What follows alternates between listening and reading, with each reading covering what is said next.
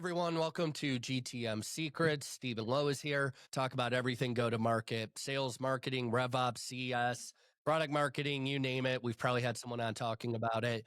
Today, I'm excited because we have Eddie Casado, who's the head of growth marketing at Mouseflow. And I don't want to steal Eddie's thunder, so I'll have him intro himself in a minute, but I've not only been a customer of Mouseflow, I'm familiar with how many competitors you damn well have to compete with on a daily basis. So I'm really curious to hear from you, Eddie. Go ahead and, if you don't mind, give a little bit of context on yourself. Of course, man. Thank you so much for having me. I'm humbled. I've seen how many people have been around, and so many people that I look up to, and so many colleagues also that have been sitting where I'm sitting right now. So thankful for being here. Yeah, as you mentioned, I'm the head of growth marketing at Mouseflow. I've been at Mouseflow for the past 5 years, managing growth, whatever that means. It's such a broad spectrum of activities that I've done over the past 5 years. Currently managing a lot of the paid acquisition at the company, whether that's regular search but also ABM strategy. So that's part of what I'm doing today. I'm happy to talk to you about what I've done before, and also about competitors. That's something that often comes up when I'm talking to people around. So let's just dive right in. So for those of you that don't know, and Eddie, I'm gonna just try to plug you for you, but correct me on anything. Sure. You guys are a Hotjar competitor. You're a free Microsoft Clarity would be like the free version of what you do, and it's clunkier. I've used it. I've also used VWO and some others that you're going to start to flirt with, etc. How you're competing in one of the busiest spaces like possible, except maybe the new AISDR lead gen platforms, right? Yeah. But I was telling you before we hopped on, I thought you guys were much, much bigger than what you are. Your content is freaking everywhere. I'm getting retargeted. You guys are doing something right. So I know it's a compliment of marketing, to say the least. Thank you. You were telling me that you have a team of like 6. How do you have such a big presence for such a small team? Good question. And again, thank you for it's a huge compliment, because we've always proud ourselves in being small and mighty, and having that spread. It comes with its drawbacks though. But yeah, it's definitely a good indication that we've done things well over the course of the last 5 years. You mentioned Hotjar. I have to then plug it back and say that you aren't hot anymore. I'm sure you've seen that somewhere. It's been part of our campaign for quite a while now, and it's worked really well. I think that when I started at Mouseflow, there was no marketing department, right? I was the second hire, and the first hire in marketing just started a month before I did. Shout out to Anna for stringing me along.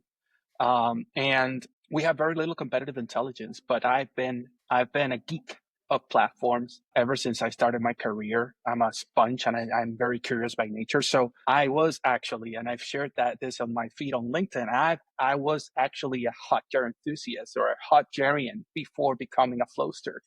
And I knew Hotjar inside and out. And I went as far as like getting everybody to sign up to Hotjar so I could get a t-shirt. That's how much of a geek I was.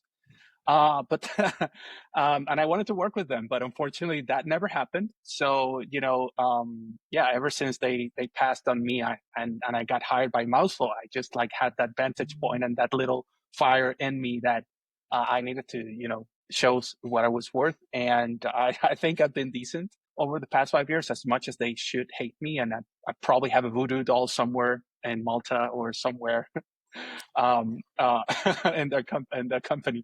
But we had very little competitive intelligence. So since I've been working in product for quite a while now, and I understood that in order to compete in this space, we needed to understand what others were doing, how were they better than us, how were we better than them, and where we could compete. So it was just essentially a SWOT analysis, and being curious and understanding the tools. You mentioned VWO. I also had another anecdote that is quite funny with them. Although VWO has positioned themselves more as the A/B testing tool, as an A/B testing tool that it's more comprehensive, which is good for them. But then we just identified what was the market like, and we just said, okay, so what can we do that they can't? And most of the liberties and freedom that we could do were just in marketing. So we could say things that they couldn't. We could say it in a way that they couldn't say it. And we could just tap into that more primitive side of marketing in which we were just selling to people more than we were selling to, personas or, Yeah. roles and this thing. So we try, I think our biggest competitive edge today, outside of having a wonderful team, really, like, we have so much talent in the marketing team. Our social media queen is just, she has so many ideas and she's not short of coming up with bold things. And we just decided to play to our strengths. We knew that we could tap into that, and be closer to the customer and speak to the customer more freely and just in a more conversational way, and just have them understand that we're also people and that we're just trying to have fun at our job. So, outside of having a competitive product and good technology that I could also speak about that gives us a competitive edge, I think that for marketing, and that's why I feel so thankful, and I feel a lot of gratitude when you mentioned that when a good, and I really don't say this to pat myself in the back, but I kind of know when marketing in a company is good or is doing well when I look at the size and then I see, man, they're doing the job of 30 people. That's when I feel like you have a good marketing team. So, we've just done what we think we need to do, and had fun along the way. To be honest with you, that's been the secret. And we've had good stakeholders to support us and just let us be free and be creative and just, tap into the channels that we needed to tap to understand where people were spending time and just be visible. Well, I got to give you kudos because I suck at social media. I have a decent sized following. I have the occasional, I don't want to say viral post, but like, semi maybe, but it's very, very rare. Have you gotten Uh, a troll? That's the question. Have you been trolled before? yes, Okay, then you're doing well. I feel good. Yes. Um, where I am very focused and good at is on the Martech side. I mean, I own a Martech company. You're the growth leader for one. I am huge at I look at my analytics every day, whether it's our product analytics, whether it's obviously our web analytics, J4, our own data, etc. Right? I'm a big data nerd. And one of the things that I figured out is how to actually use data very effectively, but I haven't been able to answer the question of at least succinctly, cool data, Stephen, like identity matrix or Mouseflow, whatever. Cool data. What the hell do I do with it? So if I'm you, or Mouseflow in general, and I'm sure you guys drink your own Kool-Aid and use Mouseflow every day. I'd hope so. Yeah. Uh, when you guys look at like heat maps and session recordings, and now it looks like you have kind of like a simplified J4 page path exploration with your journeys, right? Mhm. What do you do with that? Good question, and that's a recurring question, not only for Mousel but for any data platform that you have out there, right? Because I mean, we went through exactly, yeah, and we went through. I feel like in 2015, 2010 to the 2015s, and I know I'm going back. I'm not that old, I promise. But it was all about being data driven. That was the buzzword: data driven, data driven, data driven. Everybody got to the point that they were just hoarding data for the sake of saying, "Hey, we're data driven." And now we've moved into I mean, at least we've tried to move over the past few years to more about data informed. Now we're getting, sexier. Like, it's okay, Yeah. data informed, right? So, but you need to be data driven to be data informed, or how does it work, et cetera, et cetera. But it's something that it's recurring throughout analytics platform now with the advent of AI. Now everybody can say, okay, I can digest the data and tell you exactly what you need. However, we know the systems are not perfect and will continue to improve with time. But there is a critical aspect at which I believe strongly that AI cannot meet human intelligence or critical thinking or coming up with the right question. Because the thing about data is you can have the data, but if you don't, and I'm telling you, man, when I started working with data, 2015, Vertigo Music was an app. I did not know a lot about data, but there was nobody working on data and attribution. And I said, hey, I'm just going to do it. And I learned my way through it. I Mm-hmm. sucked really bad at asking the question. I You and knew me what both. events I knew what events I wanted to track. I knew what funnels I wanted to build. I knew everything. But when it came to asking the question, I was really bad at it. I literally sucked. I've improved with time, thankfully.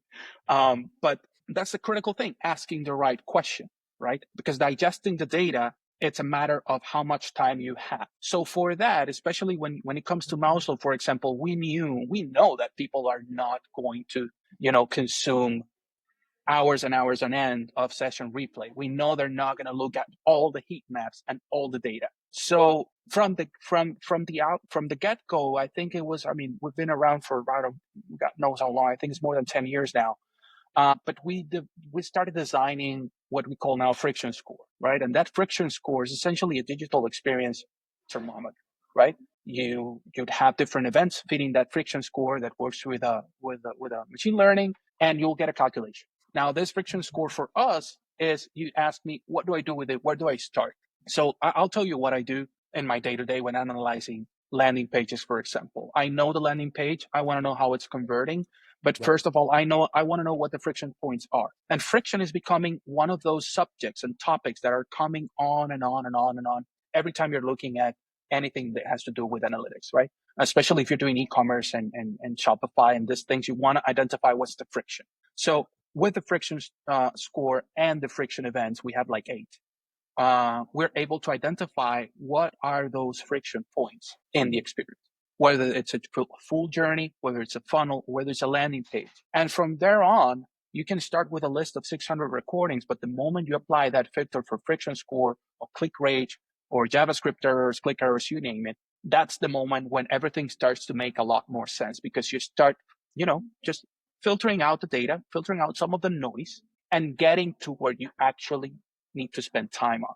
So instead of finding the problem, we help you identify the problem by virtue of technology. So yes, the first step is, okay, what tools do I have, right? You have the data, you have it there, but you cannot possibly spend so much time looking at this stuff without the questions or without different pointers. And that's when the technology comes in. So in our case, for example, I know a few of our competitors have something similar technologies to identify this different friction points. So this applies to absolutely everything.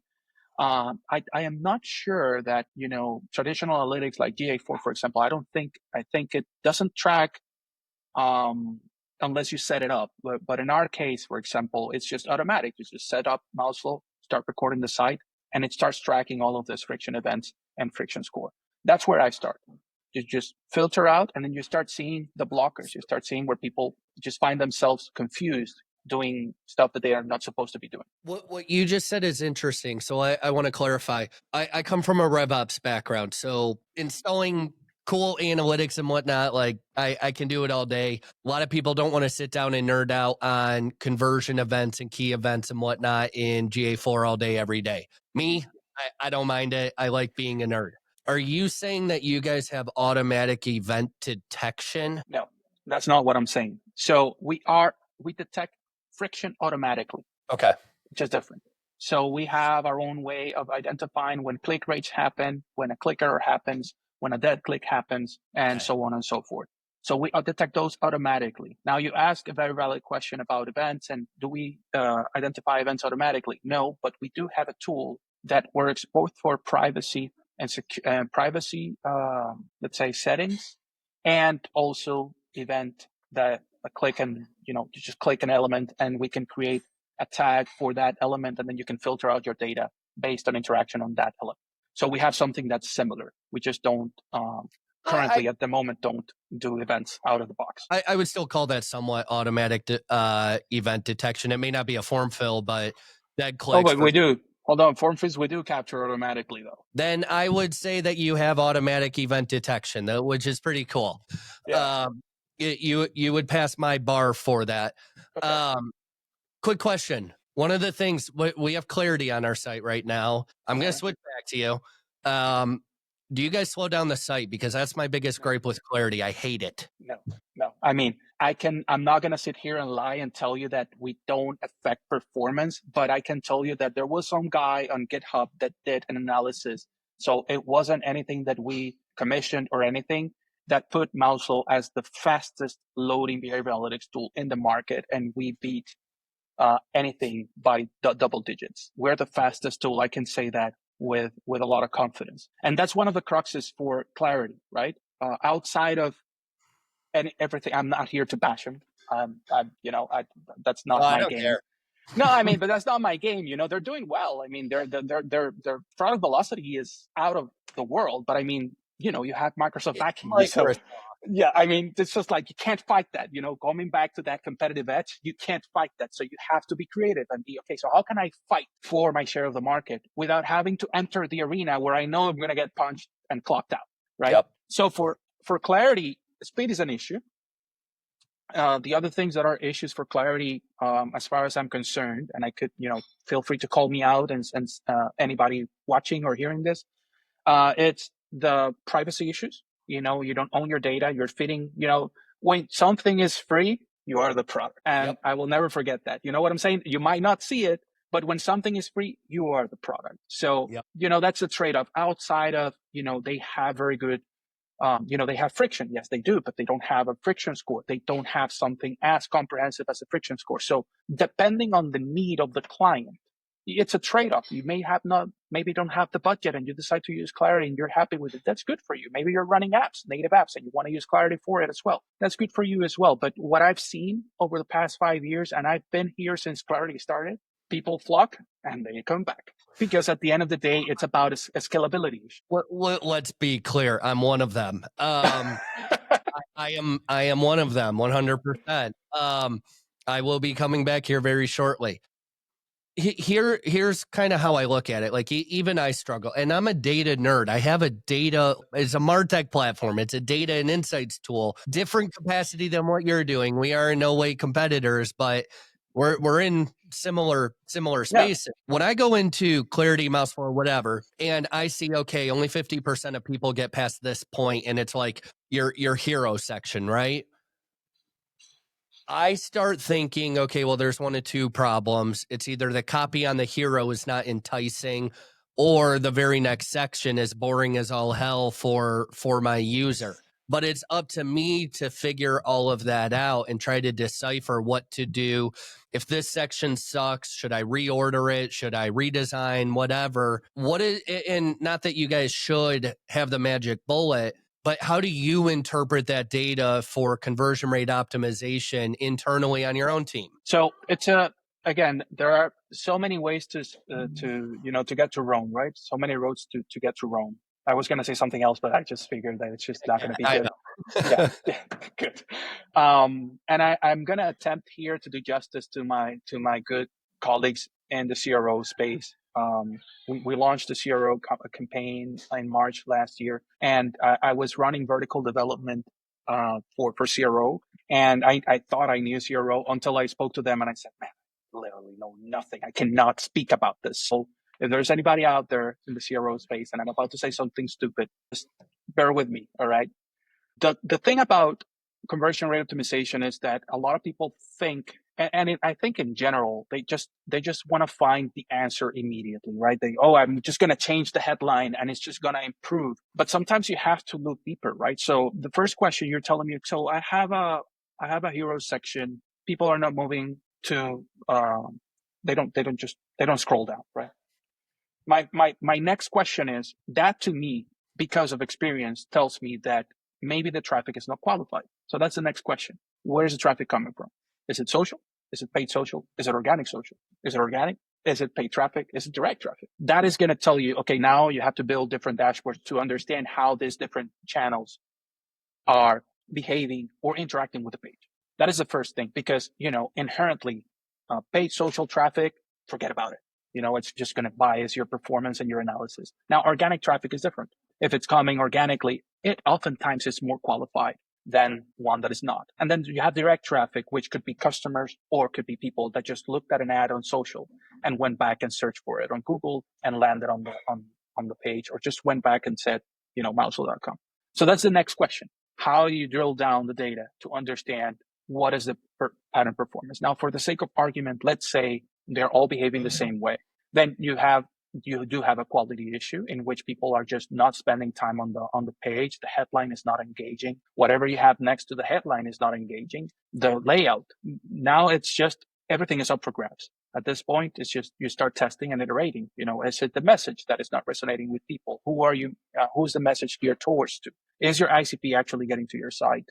of all this traffic, is that the right people that should be coming to the site? That's the next question. So now you speak about into position, which is something that it's a little bit more fluffy than the data that we're used to managing when we're doing growth, right? So it's very hard to answer that question. And what I tell you is that my campaigns, whenever I have something that is, like they're not interacting with the headlines, they're not interacting with the forms, they're not signing up, I go through that, I go through the model of looking at the behavior, looking at where they're spending time on the page. And the next thing I do is just ask the question.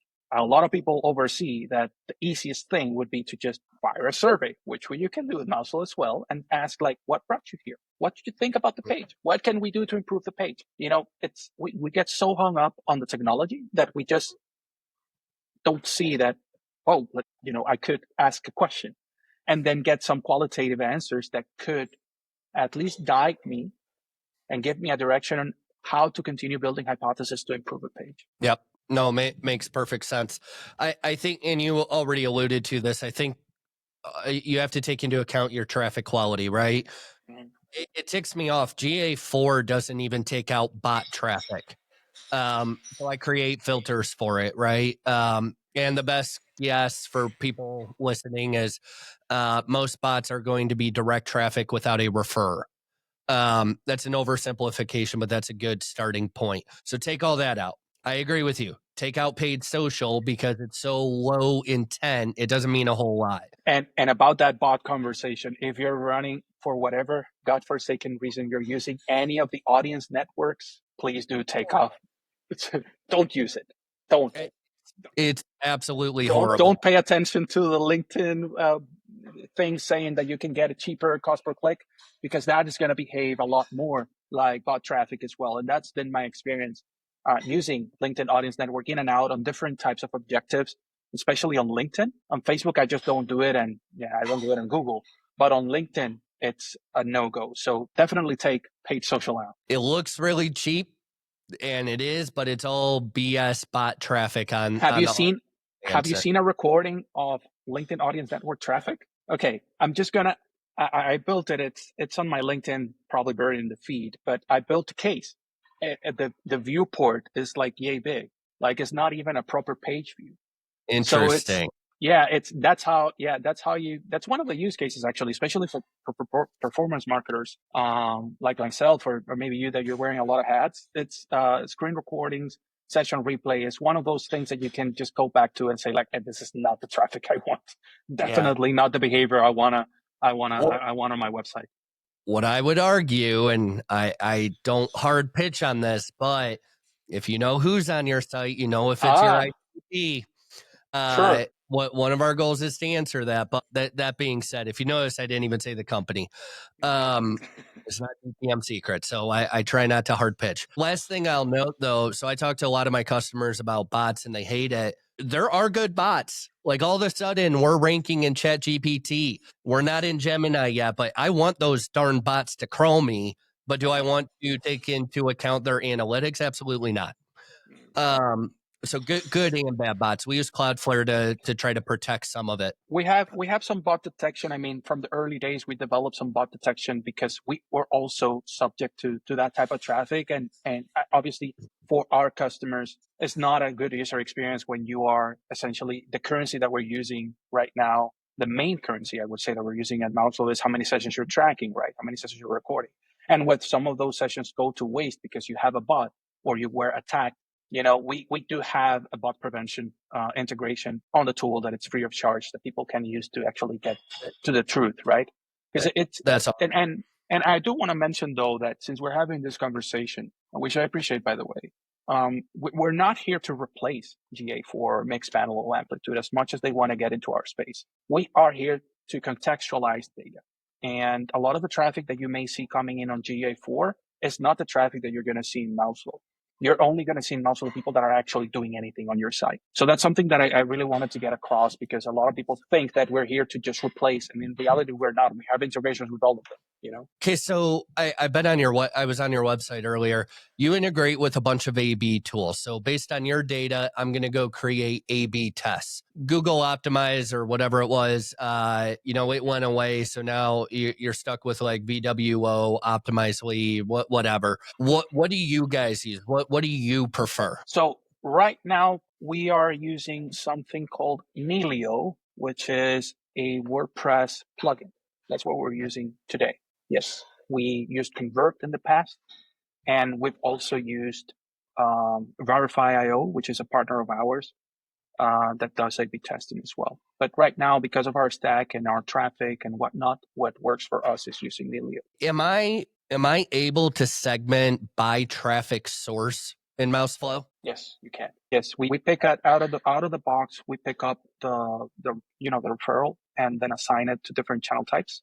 And we also pick up UTMs automatically, and they become available as we recognize the traffic. They become available in the drop down, so you can do that as well. Got it. Okay. So let's take both of our companies out of this for a second. You mentioned that you have a large focus on paid right now. You're a small company. I have to. You're bigger than me, but your marketing team is bigger than my company. But um, I assume you don't have Microsoft level budget. It's not possible. So, what are the best channels that you're seeing right now, and what sequence? So, like, is it Google search, retarget by LinkedIn, etc.? Are you getting creative with we're trying Reddit right now, super low CPC but very low conversions? Mhm. What's working in your world? You and I are actually targeting the same persona. Yeah. So what's working and continues to work and will continue to work, although it will increase in price, is Google search for high intent keywords. I've been managing the account for the past 5 years, end to end, from conversion setting to actually writing the copy on the ads and whatnot. And what I've seen is obviously an increase in price. Um, uh, Consent mode V2 actually came in March last year, and that kind of skewed things over for performance marketers. Some may have seen a shift, some may have not seen a shift as drastic as we did. So right now, what works is high intent keywords for Google search. And when it comes to, and we've actually diversified and moved into ABM programmatic with Enrich, which is the tool that we're using. Amazing tool, by the way.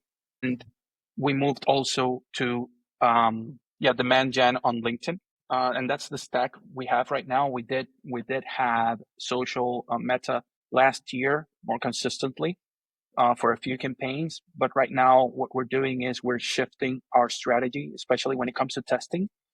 And since last year, our social media queen Jasmine worked on establishing an audience on TikTok organically. We now have enough of a sandbox to test our creatives on TikTok before they move on to paid in any of the platforms. So that's sort of the strategy that we're using today. I know we spoke offline about this and how we're using paid. So right now we use TikTok and Meta organically. Best performers move on to LinkedIn push organic and paid, and we have Google search.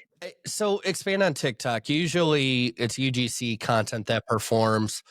One company that I wish they'd stop targeting me because I'm not qualified for it, but Data Rails, if you get pinged with their ads, they're all over my freaking TikTok, LinkedIn, you name it. They have good UGC.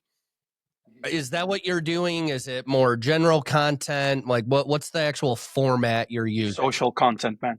I keep hammering this nail every time everybody asks me. UGC is nice, but you need to have a very engaged audience and an appealing product to work.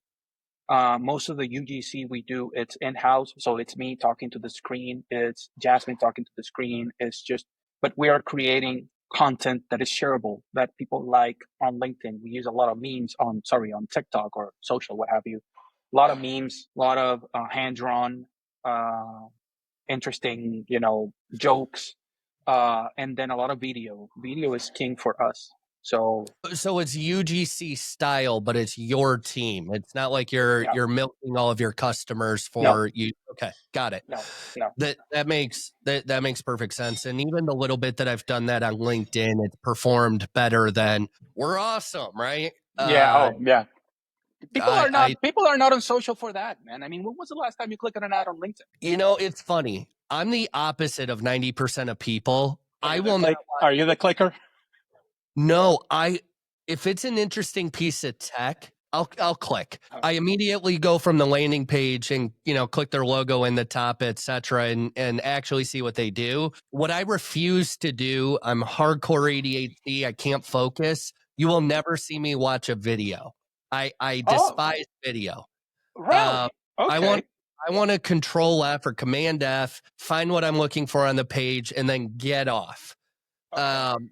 So I am when I create content that I like, no one gives a shit. Create content that makes me, want to eat the barrel of a gun, it performs. It's super irritating. Yeah, I bet, because I mean, to me, like I was interrupting you and telling you, man, like brands, especially in the B2B space, forget that they're still selling to people, and people are looking for entertainment. They're not looking to get sold on. So you have to be very gentle about it. And at the end of the day, I remember backing in those 20, I keep coming back to 2015. I learned a lot in that year.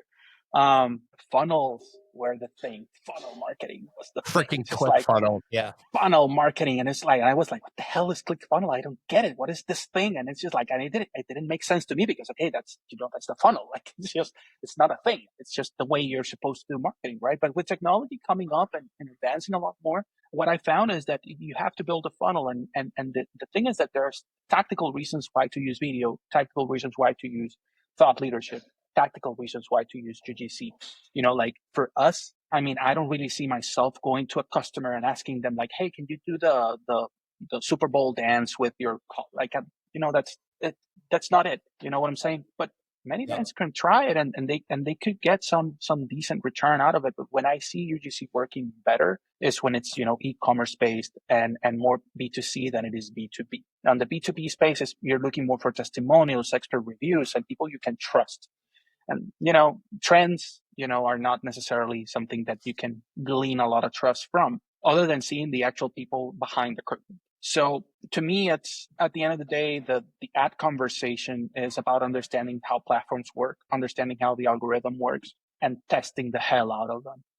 Last year I tested all the objectives, oh man, if I showed you the log, I tested everything, all to realize, okay, this is the best strategy for us, because I don't intend to say I have the blueprint. If you click on comment now blueprint, and I'll send you. No, I mean, it's good. It's good guidance. It's good guidance, and there's terrific content out there that it's formatted like this. But whoever tells you they have the silver bullet, they're not, because it's what worked for me then could not work for you. What kills me right now is everyone on LinkedIn, particularly in like the clay or AI. And by the way, I'm a clay proponent, but the clay space or AISDR space, to like, look at this map I created that generated like 82,000 meetings. And then, they say comment whatever for a free copy. What's funny, I've only done 2 or 3 of them ever just to see what happens. I never actually got the lead magnet. It was super irritating. I wasn't expecting it to be a good lead magnet anyways, but at least send it to me. It was super irritating. I'm not a fan of gimmicks like that. I don't think they work in mid-market and enterprise spaces by any means. Eddie, I was going on a rant about the stupid LinkedIn post where it's like, comment for, the silly lead magnet. And then I was ranting about the fact that the 2 or 3 I've ever done just to see if it's any good with my expectations low, they never sent me the damn lead magnet. I'm 0 for 3. Super irritating. Eddie, I could talk to you for 2 hours and nerd out with you easily. I try to keep these commute worthy, 30 minutes, give or take a little bit. If people want to chat with you directly, not use me as this medium, so to speak, where is the best place for people to connect with you? LinkedIn, man. I'm always on LinkedIn, connected, and I try to make it a habit to reply to everyone that genuinely wants to connect and pick my brain. I hold nothing back. What you see is what you get. I've built a very good network of people, so if I don't have the answer, I'll probably pull somebody else in to help out. But yeah, LinkedIn would be the best way to reach me wherever I am. So that'll be it. I love it. I appreciate it. Eddie does respond. That's how we connected. Reach out to Eddie. We're moving over to Mouseflow here very shortly. I encourage everyone to go check it out. The rule is the guests can't plug themselves too much. So I'm going to do it for you, Eddie. I'm a big fan. Thank But you, Matt. appreciate you spending a good half hour with us and sharing some of your insights. Absolutely, man. Happy to be here. Thank you for considering me again, and I look forward to having another chat soon. Absolutely.